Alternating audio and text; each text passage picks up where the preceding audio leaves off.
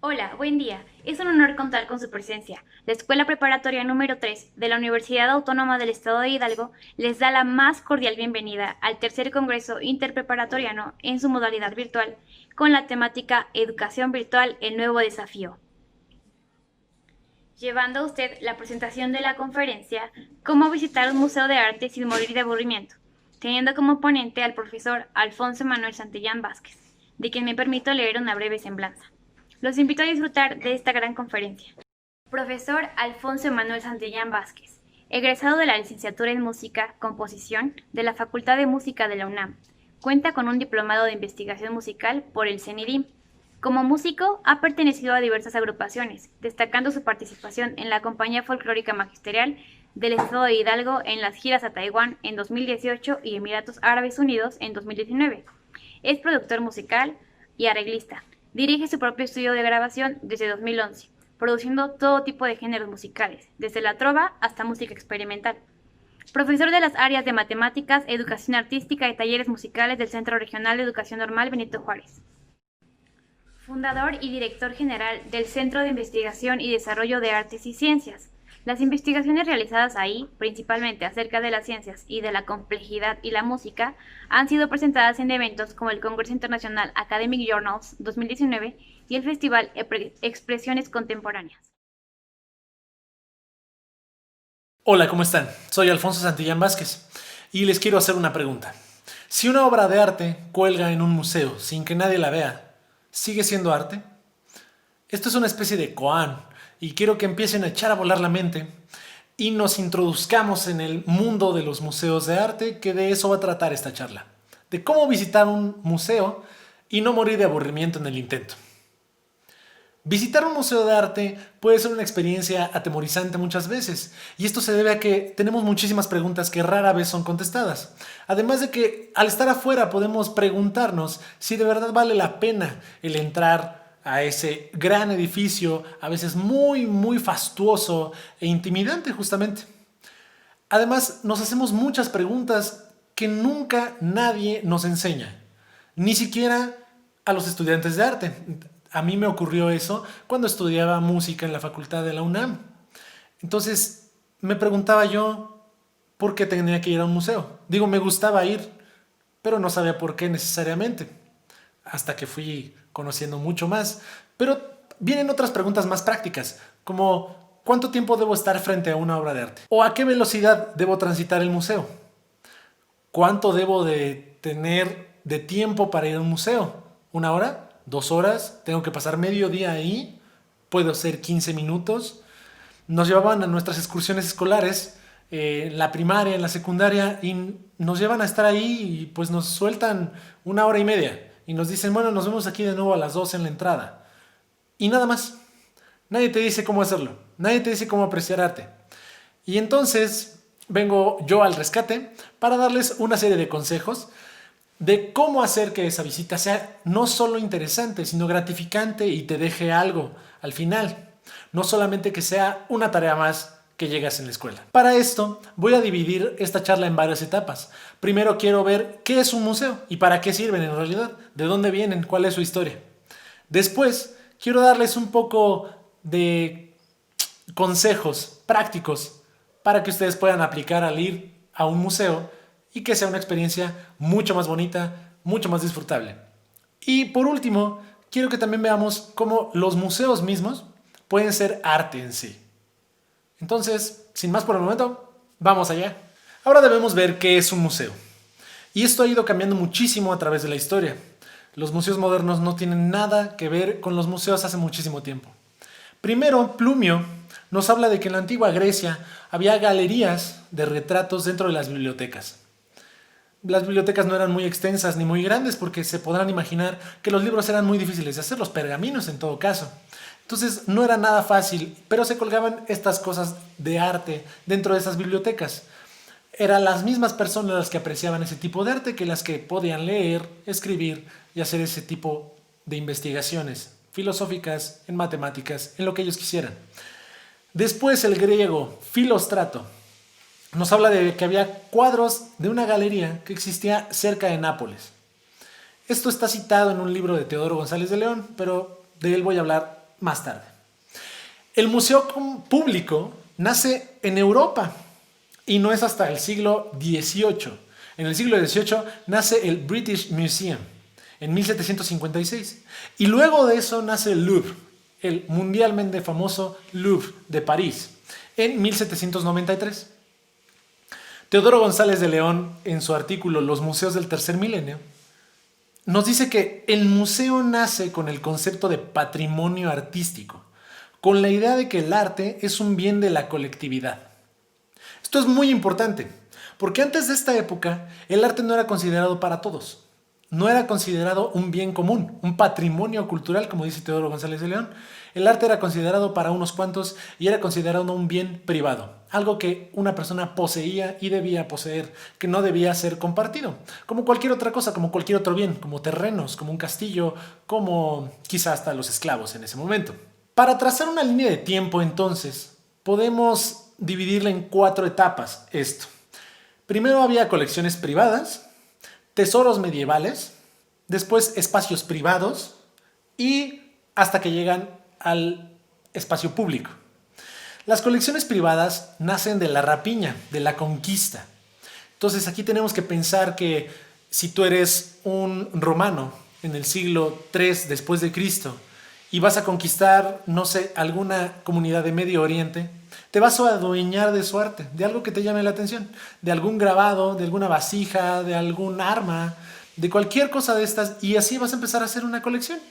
Claro que se la vas a llevar al rey también, al emperador, en este caso si estoy hablando de romanos, pero ellos van a hacer sus propias colecciones y tú como soldado, quizá como conquistador, te vas a quedar una. Podemos hablar ahí de varios personajes, de Pompeyo, de Escipión, de Lucio, de Alejandro Magno, y ellos tienen sus propias colecciones de arte de todo el mundo, de todo lo que han visitado, de todo lo que han conquistado. Entonces se vuelve muy interesante esas colecciones privadas. Después vamos a pasar, cuando pasamos a la era medieval, después de la caída del Imperio Romano de Occidente, a los grandes feudos y todas estas cosas que ustedes ven en las clases de historia. Y ahí se da el tesoro medieval, que es una evolución de las colecciones de la rapiña. Es una acumulación de reliquias. Tenemos que pensar que la religión era la que dominaba en este periodo, del siglo V al siglo por ahí del XIII-XIV. La religión era la que dominaba y tenían una colección de reliquias, era una acumulación. Entonces esto se daba en las catedrales sobre todo. Y tenemos que pensar que las reliquias eran, por ejemplo, el hueso de un santo, el manto de no sé quién, cosas así.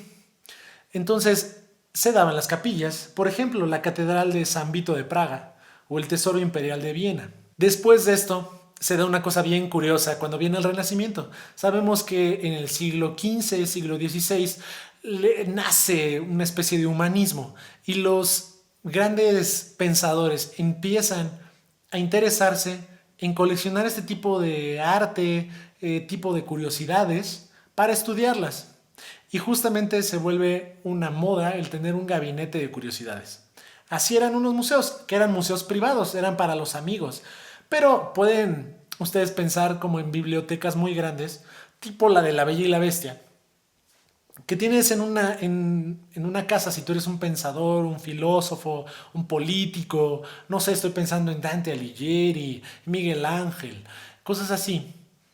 Tú tienes una colección privada y es para tus amigos y para ti. Pueden ser libros, puede ser arte, para que ustedes la analicen. Pueden ser especímenes animales disecados, pueden ser toda una serie de cosas que hasta el barroco llegan como gabinetes de curiosidades. Que después vamos a hablar de un ejemplo que está muy bien presentado en el Museo Internacional del Barroco en Puebla. Pero eso llegó después. La parte final es justamente de la que hablaba con el British Museum y con el Louvre. Nacen de hacer esas colecciones privadas, de hacerlas públicas. Entonces se abre a todo el pueblo el tener acceso a ese tipo de conocimiento.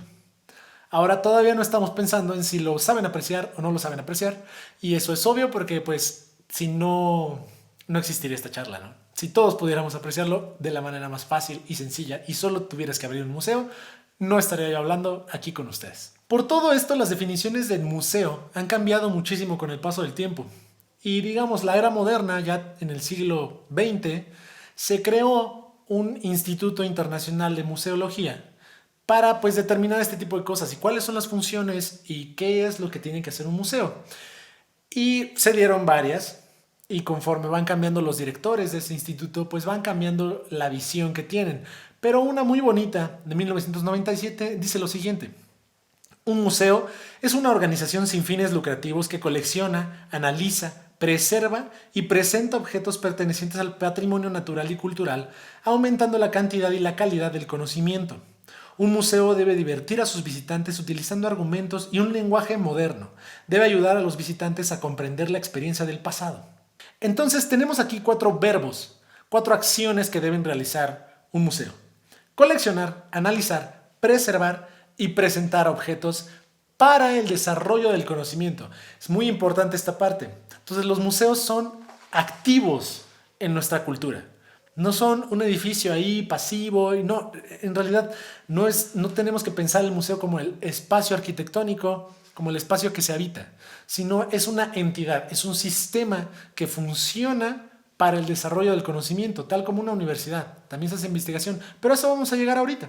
María Albergamo nos dice en su libro El Museo que tienen 12 funciones los museos y se las voy a leer: colección, coleccionismo, archivo, interpretación, orden, desorden, taxonomía, transmisión de conocimiento, memoria, supresión de la memoria, didáctica y exposición. Hay unas que llaman la atención, como el desorden y la supresión de la memoria, pero tenemos que pensar que si un museo lo conserva, es la historia de los ganadores. Y de hecho eso se ha intentado combatir en las últimas décadas, por ejemplo, en la historia, que no sea solo la historia de los vencedores y de los que salieron y centroeuropeos, ¿no? Entonces aquí también los museos tienen que ver que no estén suprimiendo memorias, aunque es inevitable. Como ustedes lo saben, recursos limitados hacen que tengas acciones limitadas y que no puedas tener representatividad de todo lo que tú quisieras en un museo.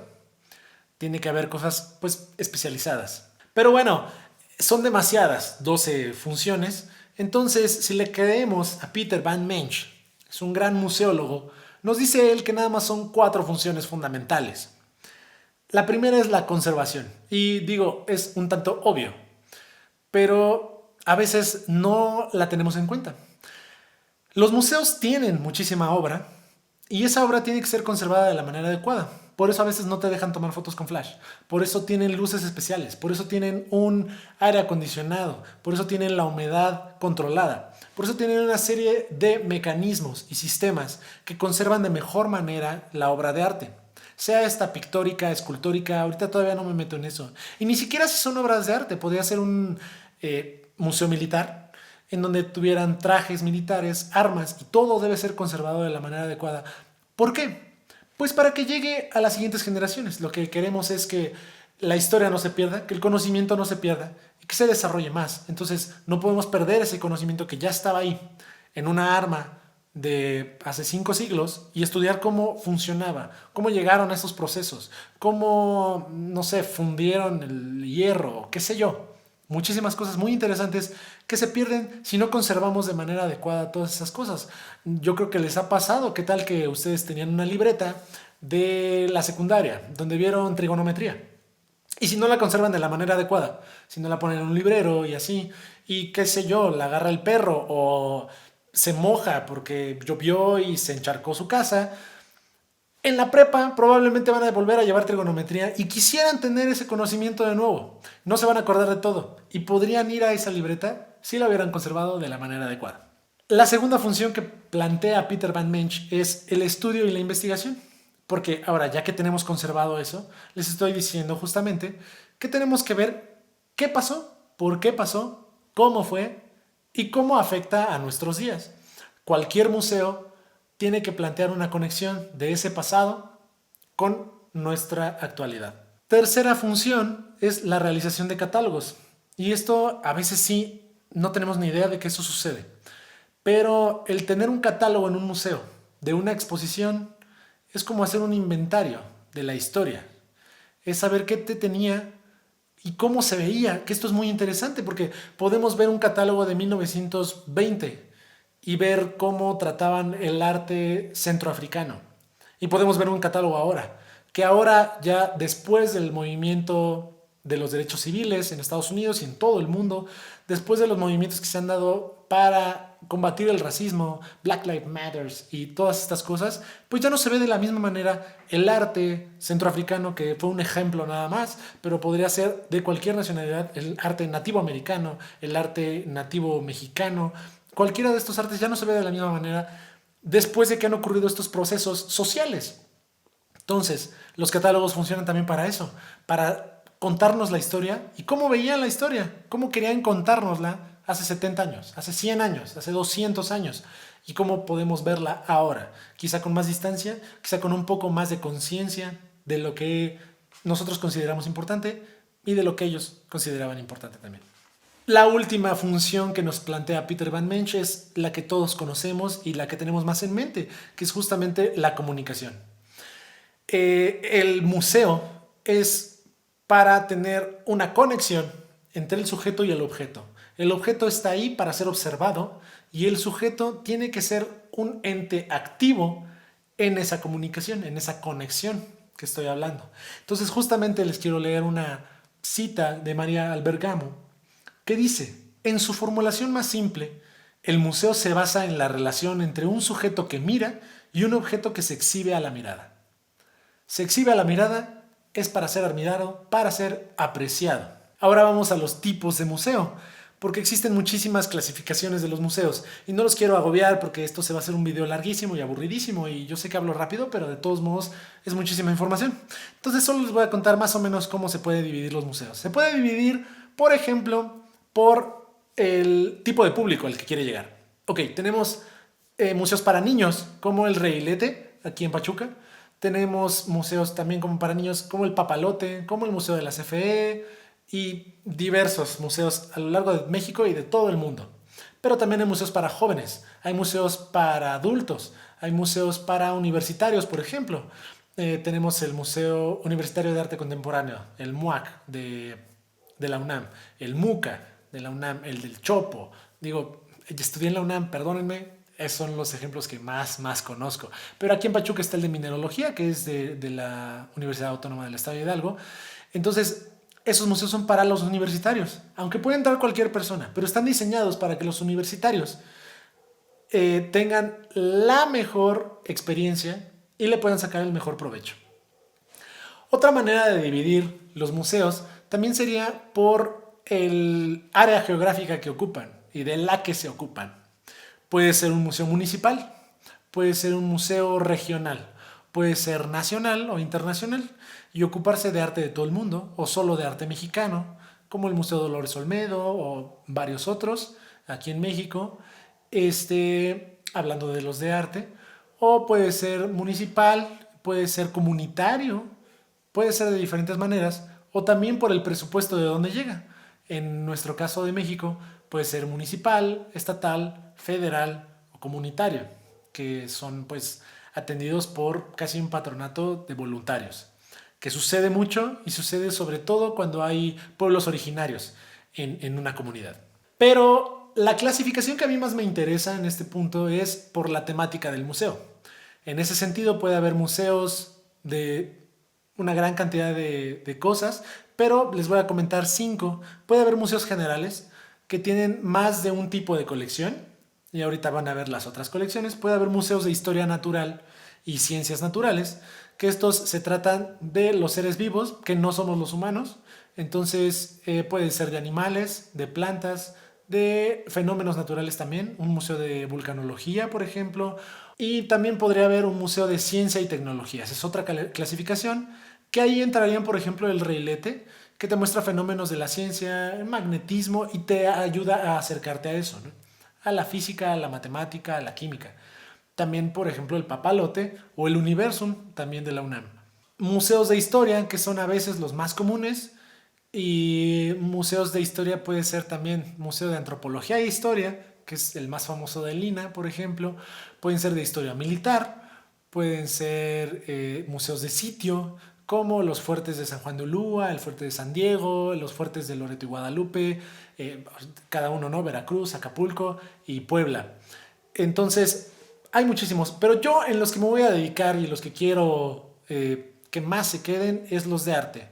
Y esto tiene diversas razones. Una, son los que me quedan más cerca de mi experiencia, son los que yo siento más cercanos, los que más disfruto, pero también siento que son los que son un poco más difíciles de apreciar, porque a veces el arte es complicado y a veces sentimos que está muy ajeno.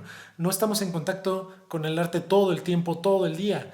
A veces con la ciencia sí, un poco más, porque estamos en la escuela y en la prepa vemos que pues tenemos laboratorios y ahí estamos viendo y la velocidad y vemos las fórmulas, qué sé yo. Y el arte casi siempre nos queda un poco más lejos porque le tenemos un poco menos de tiempo. Por eso quiero dedicarme al arte y a los museos de arte. Entrar a visitar un museo significa atravesar a sí mismo un umbral invisible, experimentar un espacio, no solo físico, sino también de comunicación, que tiene la capacidad de mediar e instaurar el contacto con otros espacios, otras temporalidades, otras culturas, otras percepciones de la realidad.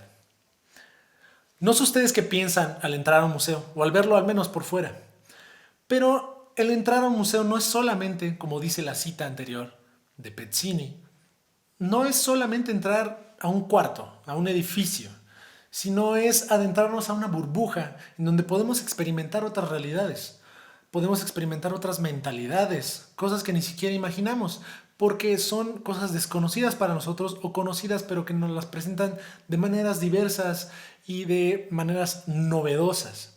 Es importante tener esto en cuenta, porque no es solamente entrar, ver, salir. Es entrar a una nueva realidad y tener esto como en la mente es ya un paso para tener una experiencia más gratificante al entrar a un museo. Entonces, esto es el punto central de esta charla. Y sé que tardé un ratillo en llegar a esto, pero voy a darles ya los consejos prácticos para hacer que sus visitas sean mucho mejores al entrar a un museo de arte. Digo, la primera es conocer qué pasa con la historia de los museos y de dónde vienen y por qué, ¿no? Entonces, por eso empecé por ahí. Pero ahora me voy a basar en un librito que tengo yo aquí arriba, que se llama Cómo visitar un museo de arte y hacer que tu experiencia sea gratificante. Entonces, ahí en ese librito, Johan Idema, que es el autor, nos plantea 32 consejos prácticos para visitar un museo. Yo, de esos 32, voy a tomar solo 5 por varias razones. La primera, porque pues 32 es muchísimo y este video duraría una eternidad. La segunda razón es porque no quiero spoilear a ese librito. Quiero que si les gustan los consejos, vayan y lo compren, apoyen a los autores, apoyen a las editoriales y todavía compren libros, aunque sea en electrónico, porque tener los libros es bien bonito y para que siga habiendo más y más escritores y no se pierda eso. Por otro lado, creo que son los que más cercanos están a la práctica. Había unos medio conceptuales y quizá un poco difíciles. Yo me dediqué más a los que son prácticos y los que se pueden aplicar sin más ni más. Primer consejo, amplía la concepción de lo que te puede dar un museo. ¿A qué me refiero con esto? A que nosotros pensamos que un museo nada más es como para aprender algo, o sea, como para ir a ver, leer las cosas, me las memorizo y ya aprendí algo. Y sí, está muy padre y yo amo aprender cosas nuevas, de museos, de películas, de libros, de lo que sea. Pero no sirven solo para eso los museos y a veces por eso nos aburren. O porque no tenemos en cuenta que pueden funcionar para muchas otras cosas. ¿Qué tal que un día solamente vas a caminar a un museo para pensar en ti mismo? Porque tuviste problemas en esa semana, porque te corrieron del trabajo, porque tuviste una ruptura amorosa, porque te dejó el novio o la novia. Y entonces, ¿qué tal que utilizamos el museo para llevar ese duelo a cabo? Puedes también servir para enfrentar la muerte de un ser querido y estar a solas ahí, en un ambiente callado, en un ambiente cuidado, en un ambiente donde otros artistas están mostrando lo que ellos sienten. Y tú quizá no sientas lo mismo, pero puedes verte reflejado en ese arte. Puede ayudarte a superar varias cosas, puede ayudarte a pensar en tus propias emociones y poder asimilarlas de mejor manera. O digamos algo no tan dramático. Podríamos decir que puedes ir a celebrar un cumpleaños ahí. a un museo, ¿por qué no? Digo, el hecho de que no puedas gritar y estar correteando no quiere decir que no pueda ser un buen lugar para visitar, para celebrar tu cumpleaños. ¿O qué tal que tienes una cita en un museo? Invitas a alguien al cafecito y pues bueno, van y así, no tienen que hablar. ¿Qué tal que es la primera cita? Pues tú no tienes que impresionar a nadie, ¿no? Entonces vas, ves, comentas y conoces a la otra persona a través del arte, a través de cómo ve el arte y puede salvarte la vida. ¿Qué tal que te salva de una relación súper tóxica? No lo sé, puede ser, puede suceder. Entonces, ¿por qué no? ¿Por qué no hacer todas estas otras actividades dentro del museo? Hacerlas para el museo, con el museo. Ese es algo fácil de hacer y no cuesta nada. Muchos museos son gratuitos. El segundo consejo es que los invito a tomarse más su tiempo. Los artistas por lo general se toman muchísimo tiempo para hacer una sola obra de arte. Digo, hay unos que la sacan así como churros, pero otros no. Digo, la primera sinfonía de Brahms le tomó 20 años hacerla. Cuadros de Monet, de Leonardo da Vinci, muchísimos cuadros llevan meses, quizá hasta años en hacerse. ¿Y ustedes saben cuánto nos tomamos de tiempo para admirar una obra de arte? Sé que no me van a contestar en este instante, pero les voy a contar que el promedio que una persona está enfrente de una obra de arte admirándola es de 9 segundos. 9 segundos. O sea, le pudo haber tomado 2 años al pintor, al escultor, hacer esa obra de arte y dejarla perfecta. Y nosotros no solo nos tomamos 9 segundos para verla y decimos, ah, está bien bonita, vale, la que sigue. Digo, la Mona Lisa, que es como el epítome de las obras de arte y es como la más famosa, la que todos conocemos y así como considerada la mayor obra de arte del mundo, tiene el récord mundial de cuánto se queda la gente ahí a verla y es 15 segundos. 15 segundos de tu vida en una obra de arte. Es muy impresionante porque comparado con lo que se llaman los artistas, o sea, es infinitesimal, ¿no? Es una diferencia abismal. Entonces, los invito a tomarse su tiempo. ¿Y cuál será el tiempo correcto? Como las preguntas que decía al principio. En realidad no hay una respuesta, ¿no? Es lo que cada quien nos llame la atención.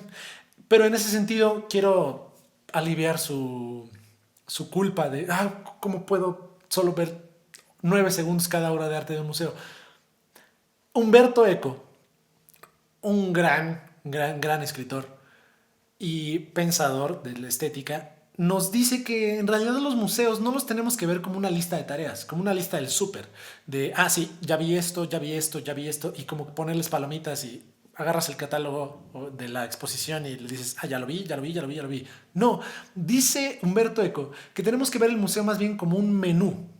Tú no llegas a un restaurante, ves la carta y dices, tráeme todo, y me lo voy a aventar ahorita en la media hora que voy a estar aquí, o en las 2 horas que voy a estar aquí. No se puede. Los museos funcionan de la misma manera que un restaurante. No puedes esperar que en una visita de 2 horas veas todo el Museo Nacional de Antropología e Historia. No se puede, es absolutamente imposible. Tenemos que escoger. Entonces vas un día al museo y como si fuera un menú. Tú dices, ok, hoy tengo ganas de ver, no sé, hablando del Museo de Antropología, arte maya. Voy a ir a esa sala y esa le voy a prestar toda mi atención. En un museo de arte podrías decir, bueno, a ver, tienen estas 4 exposiciones, 2 son temporales, voy a ver una de las temporales porque qué tal que no vuelvo a venir y se van antes de que yo pueda volver. Ok, esa la voy a ver. La otra pues no me interesa tanto, entonces esa no la puedo ver o esa la voy a ver de rapidito. Y de las exposiciones que están fijas, pues voy a ver tal obra y tal obra. O tal periodo, por ejemplo en el Sumaya, me voy a dedicar a los Mirós y voy a ver la exposición temporal de abajo. Ok, eso está perfecto. Y así a la otra vez que vayas, pues ya los Mirós ya los tienes más asimilados y puedes pasar a otra cosa. Puedes ir más rápido hacia otras cosas. Entonces los invito a tratar los museos como si fueran un menú. Otra de las cosas que ayuda a tener esta profundización y darle más tiempo a una obra es encontrar tu obra maestra. Cada museo va a tener una obra. ¿Y cómo definimos una obra maestra?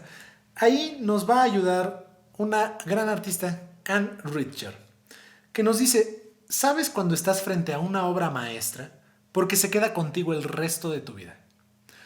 Yo tengo varias de este estilo y hay unas que ni siquiera he visto en vivo. Por ejemplo, El perro de Goya. Es una de las obras que se ha quedado conmigo siempre. No la olvido. Y ni siquiera la he visto en vivo. Está en el Museo del Prado. Cuando ustedes vayan a España, visiten el Museo del Prado y ahí pueden ver los cuadros de Goya. O Júpiter devorando a su hijo. También es una obra que nunca se me olvida. Y a mí me llama más la atención, por ejemplo, el arte contemporáneo. Entonces he visto cosas como instalaciones de Anish Kapoor, no sé, una infinidad de ejemplos que podría darles que yo digo, wow, o sea, de esa exposición me quedo con eso, porque esa fue impresionante. Las demás igual y se me van olvidando con el tiempo, pero ciertas obras se van a quedar conmigo. Y esas son las que me voy a quedar viendo y admirado de lo que estoy viendo y de cómo a alguien pudo habérsele ocurrido eso. Tercer ejemplo, y me voy más rapidito, tomar fotografías. Pero no tomen fotos de postal. Esas te las venden y esas están en internet. O sea, si ves un cuadro que está muy bonito, pues la foto del cuadro, la verdad es que probablemente lo puedas buscar en internet y vaya a estar en mucha mejor calidad y tomada por un profesional con las condiciones idóneas, no ahí escondiéndose. Pero bueno, entonces lo de tomar foto, primero hay que ver si se puede tomar fotos dentro del museo. Hay unos museos en donde no se puede, hay muchos en donde sí, hay otros en donde tienes que pagar un permiso para poder tomar fotografías de las obras. Pero los invitan a tomar fotos no de las obras, sino de la experiencia de las obras. ¿A qué me refiero? Pueden tomar fotos de alguien viendo la obra. ¿Cómo está sintiéndose esa persona? ¿Qué podemos ver en esa persona? Y la fotografía puede ser arte en sí mismo. Y ni siquiera se tiene que ver la obra. Puede ser cómo está interactuando una persona con esa obra, con esa escultura. O cómo está interactuando un grupo de personas. Y eso va a ser más enriquecedor porque no va a ser la obra en seco, sino que va a ser una experiencia, va a ser un recuerdo vívido, que nosotros estábamos pensando en ese momento, ay, mira qué chistoso que se junten grupitos de 3 para ver esto y que se formen de esta manera casi siempre, o no sé, a mí me gustan los patrones, pero en ese sentido, cualquier cosa que a ustedes les llame la atención, pues sería más llamativo y les va a quedar mejor grabado en la memoria. Cuarto consejo, ir al restaurante del museo. La mayoría de los museos grandes tienen una cafetería al menos, y sillitas, mesitas o algo así. Y muchas veces como que lo dejamos de lado y pensamos, bueno, es que eso no es parte del museo, eso es ir a un restaurante. Ejemplo, el restaurante Nube 7, que está en el Museo Universitario de Arte Contemporáneo, en el MUAC de la UNAM. Otro ejemplo, el restaurante que está en el Museo Internacional del Barroco. En el Museo Sumaya también hay una cafetería. En los museos muy grandes siempre hay cafeterías. En la Casa Azul de Frida Kahlo también te puedes echar ahí un refresquito, cosas así. Y esto tiene varias utilidades. Te puedes despejar, puedes descansar y hay momentos para ir. Les voy a plantear 3, que pues, típico, al principio, en medio y al final. Al principio, ¿por qué tendrías que ir al principio al restaurante del museo? Justamente les hablaba de la burbuja en la que entramos al entrar al museo, de esta nueva realidad. Entonces, entrar al museo y pasar primero al restaurante, no siempre se puede, pero si se puede, podrían hacerlo. Pasar primero al restaurante puede ser para bloquearte del mundo exterior y de verdad prepararte para ver obras. Asimilar cómo te sientes en ese momento, pensarlo bien y decir, ok, estoy listo. ¿Qué me tiene preparado este museo? ¿Qué voy a ver? Bien, ya me tranquilicé, ya estoy dentro de otra realidad. Una segunda cosa podría ser ir al restaurante en medio de tu visita. Otras funciones. Puede ser para descansar, ¿no? Tanto los ojos como los pies, como la conciencia. Y descansarla y decir, ok, ya vi toda esta sección, veo mi tiempo, me da tiempo de ver estas otras cosas o revisitar algunas, ¿no? O quedarte de ver con esa cita que tienes y quedarte de ver ahí en medio a cierta hora y decirle, oye, no, ¿ya viste esto? Está increíble. ¿Tú qué me recomiendas? ¿Qué has visto? ¿Qué has sentido? Compartir experiencias y luego hacer una recapitulación, ¿no? Y revivir esos momentos, revisitar las secciones del museo. Por último, ir al final, podrías echarte un postrecito. Y esta tiene una cosa bien curiosa. ¿Cuántos de ustedes han tenido así una plática súper profunda acerca del arte? ¿Cómo se supone que el arte las emana? Casi siempre la respuesta es muy pocas. Muy pocas veces tenemos ese tipo de pláticas así inspiradas y súper filosóficas que a todos nos gustaría tener y pocas veces tenemos oportunidad. Pues el museo es el lugar para tenerlas y el restaurante es un gran lugar porque en las obras pues estás interrumpiendo a los demás, pasando, no puedes hacer mucho ruido. Pero pues ya que tienes el tema en la cabeza y estás con tu cuate, con tus amigos, con tu familia, no sé, vas al restaurante y les dices, oigan, es que me quedé pensando en esto. Y pueden profundizar y se van a sentir en confianza y se van a sentir en un ambiente intelectual, digamos, y pues bastante vívido, bastante enervante. Quinto consejo, unir música y arte. Esto es muy simple y yo creo que lo viven a diario y ni siquiera se dan cuenta. Ustedes le ponen un soundtrack a cada viaje que hacen. Si traen sus audífonos y van en el micro, ya tiene un soundtrack ese viaje y se hace más entretenido, aunque es solo un viaje en microbús. Entonces, ¿qué tal que lo hacen en el museo? Van solitos y van a ir a ver, no sé, el Museo Internacional del Barroco en Puebla. Es un ejemplo fácil porque podrían, ¿qué tal que ponen música barroca en sus audífonos y recorren el museo con esa música?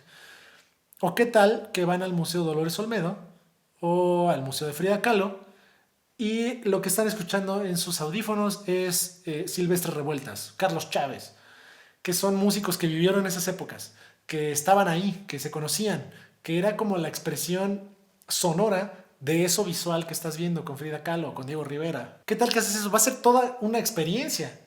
Va a ser muy diferente a solo verlo y decir, no, pues está padrísimo. No, o sea, si lo tienes con música, la experiencia se eleva a otro espacio. Ahora, tampoco tiene que ser así como de, uy, voy a investigar qué canción y más. Digo, eso podría ser con mucho tiempo. Pero no, ¿qué tal que vas con tu playlist de, no sé, Motley Crue o de Justin Bieber o de Post Malone y ves cómo eso afecta tu manera de observar las pinturas? Estás viendo una pintura hecha por, no sé, Caravaggio. ¿Y qué tal que eso lo estás viendo mientras estás escuchando Cannibal Corpse? Eso puede ser toda una experiencia, ¿no? O sea, el estilo de Caravaggio, vívido, agresivo, brutal en la pintura, puede llevarse quizá muy bien con el death metal igual de brutal de Cannibal Corpse.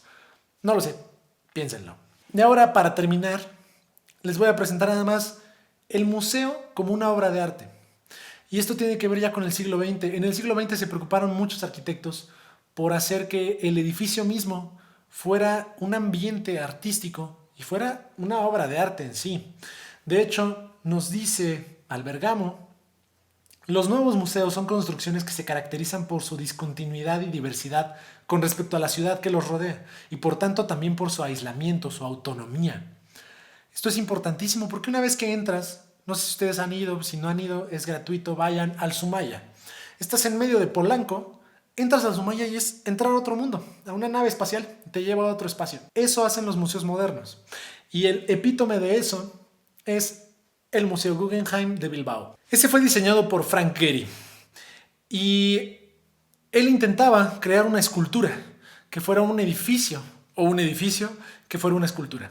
Las imágenes son impresionantes y no he tenido la oportunidad de ir porque está en el País Vasco, pero es una cosa impresionante tan solo ver las imágenes. Y el teórico y crítico del arte, Terry Smith, nos dice, se trata de un híbrido en el que una escultura muy compleja oficia de edificio y una arquitectura igualmente compleja adopta el modo de existencia de una escultura. En Bilbao, Frank Gehry, Thomas Krenz y el gobierno vasco nos ofrecen el hogar espiritual del arte contemporáneo, oficial e intelectual, en su versión para el nuevo milenio. Existe ahí como un lugar real y palpable que puede experimentarse a la manera de una obra de arte en sí mismo, como una postal que despierta el deseo de disfrutar del arte, el diseño, la arquitectura y el estilo. Museos como el Guggenheim se presentan ante nosotros como un punto de encuentro para los fanáticos del arte. Yo quiero ir a Bilbao, nada más para ir a visitar ese museo. Ya luego veré qué hago con mi demás tiempo. Y digo, ese tipo de museos también tenemos aquí en México. El Museo Sumaya es uno de ellos, el Museo Internacional del Barroco es otro, el Museo Dolores Olmedo, varios de los que he mencionado aquí son museos extremadamente impresionantes. El Museo de Arte Moderno, el Museo Siqueiros, el Museo Tamayo, todos ellos son impresionantes. El Museo de Manuel Felgueres. Entonces, visitarlos es un agasajo, y te llevan a otra dimensión. De verdad, entrar es otra cosa.